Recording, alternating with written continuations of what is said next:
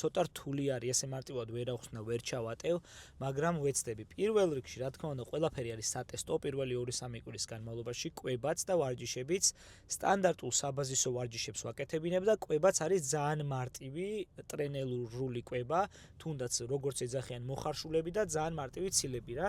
რო გავიგო ორგანიზმის ინთეიკი, ანუ მიმღებლობა რამდენია და რამდენი არის კომფორტული ადამიანისთვის, რომ მაგის მიხედვით გავზარდოთ კვებაც და მეორე ვარჯიშებს რაც შეეხება ვნახულობ ვარჯიშების სხვადასხვა ტიპებს, ტესტავთ სრული სხეულის ვარჯიშების მიხედვით და ვნახულობ რომელი ვარჯიშებია კომფორტული მისთვის და რომელი არ არის. რომ მაგის მიხედვით შევცვალო უკვე ვარჯიშები და ისეთი დატვირთვები მივცე, რომელიც მისთვის ზედმეტად არაკომფორტული ან საზიანო არ იქნება. დანარჩენი უკვე პროცესში იცვლება, რა თქმა უნდა, პირველი თვის ბოლოს დაახლოებით ვიცით, რა სისტემას უნდა გავყვეთ.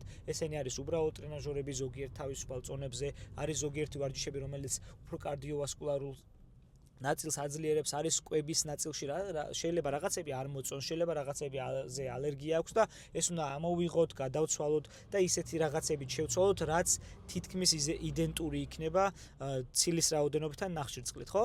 და ბოლოს უკვე ეწყობა ისეთი კვება და ვარჯიში, რომელიც მაქსიმალურად კომფორტულია მისთვის.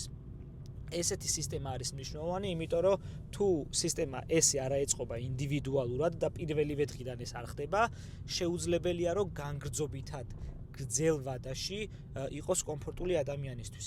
ამიტომ ისე უნდა აეწყოს ეს ყველაფერი, რომ თქვენთვის არ იყოს მოტივაციის დამგდები, სტრესული ან ასე შემდგომ, იმიტომ რომ ყველა ვართ ინდივიდი და ყველას გვჭირდება რაღაც კონკრეტული, რაც ჩვენთვის კომფორტულია ან პირიქით არაკომფორტული.